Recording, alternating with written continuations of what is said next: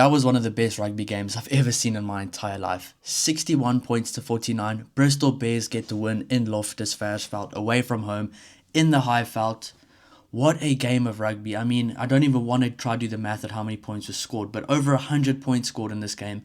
Bristol Bears came out firing. They came out early, and the score got to 20-something nil very early on. Bulls decided to make a comeback, and I will say, credit to the Bulls, they did stick in there. A lot of other teams would have given up. I mean, the Bristol Bears started so quickly and so sharp. Honestly, to all the Bristol Bears fans, I probably have to apologise because I honestly, going into this game, thought the Bulls were going to win, just looking at the teams on paper. But obviously, however a team looks on paper doesn't matter anymore because this Bristol Bears team came out on fire today. That is one of the best performances I've ever seen in my life from a club team. I mean, they were just phenomenal. Obviously, the defense wasn't as good for both sides, but it was just such an entertaining attacking game of rugby, and that's what you love to see. And that's why I firmly believe that rugby should be a summer sport, even in the UK, because imagine seeing rugby like that all the time. Good conditions to play, throwing the ball around, high-scoring games. That's entertainment. That's really entertaining rugby, and I think if rugby was to become a summer sport in Europe and be a winter sport in the Southern Hemisphere where it's still warm in like Australia and South Africa, you could have a much better brand of rugby for the world to see, because that was just a phenomenal match to watch. And honestly, credit goes out to the Bristol Bears going in summer to South Africa, to the Highveld, from a very cold winter as well. Remember, last week in England was one of the colder weeks of the year that we've had in recent times. So coming from that to the very warm temperatures in Pretoria, playing in the Highveld at such a high altitude and putting in a performance like that, you can only give credit to them. I mean, wow, what a performance by Bristol. And, you know, also a great performance from the Bulls as well in the second half. I know Bulls fans are going to think it's the end of the road for them. It's the end. To be honest, this was just a good game of rugby, and both teams showed some great glimpses and some bad glimpses as well. I mean, if you're talking about defense, there were some very bad things that happened. And I'll say the one thing from the Bulls is that they will take from this game is they just started slow. They didn't start fast at all. They only decided to start playing rugby once they were far behind and chasing the game. Now, I'd like to see a lot of teams trying to play like this a lot more from the get-go, the way the Bristol Bears did, because it just makes the game more exciting. And I think Bristol Bears didn't play this game to see if they can hang on and get the win. They tried to win this game from the very first minute of the match. They went out and they were trying to run the Bulls off the park, and to be honest, they did.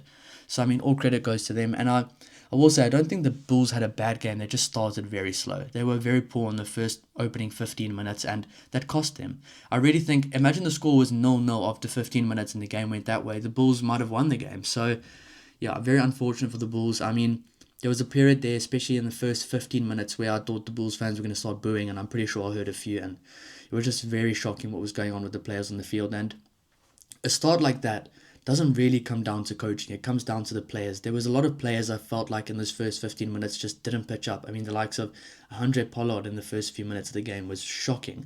Valia LaRue also wasn't playing his best. But I will say a guy that I did get some slack for saying that I really rate him, I thought he had a good game today, was Strevino Jacobs.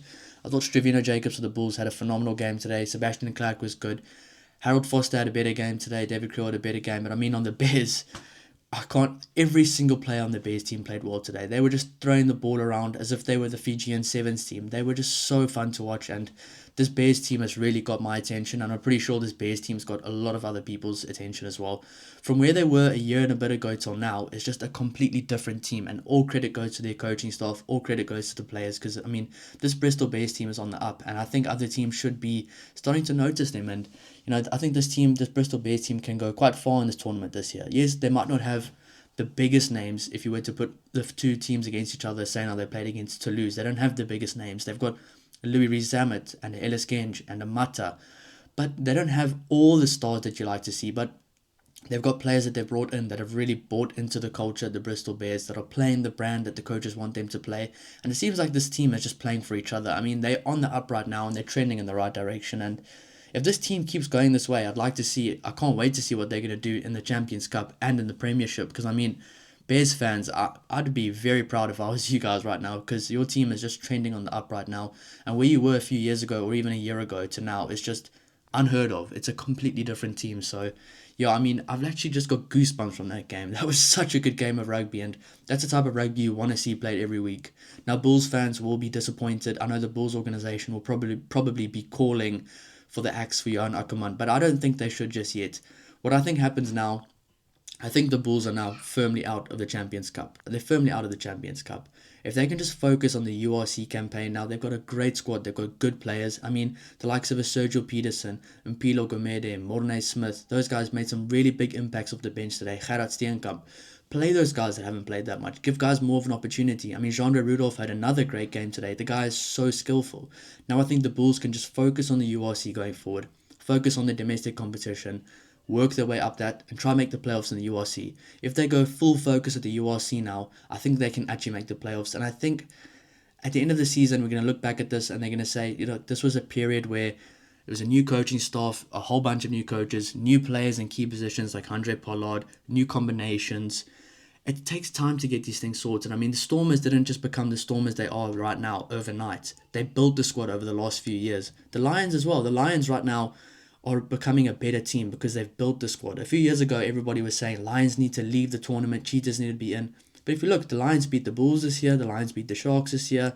They've developed some Springbok players. It just takes time. And I think Bulls fans, I know you'll be worried, but I think after the first 15 minutes today, the Bulls actually showed what they can do. The first 15 minutes were horrible and disappointing to see, and if they can get that sorted, they'll be on the right track. But yeah, all credit goes out to the Bristol Bears and the Bulls. What a fantastic game of rugby. Probably the best game I've seen in years in this club competition. So yeah, awesome game to watch, and I'll be doing a bit more of an in-depth review of the other games throughout the weekend as well, guys. So if you do enjoy the content, please don't forget to like, subscribe to help the channel grow, and we'll see you next time. Cheers.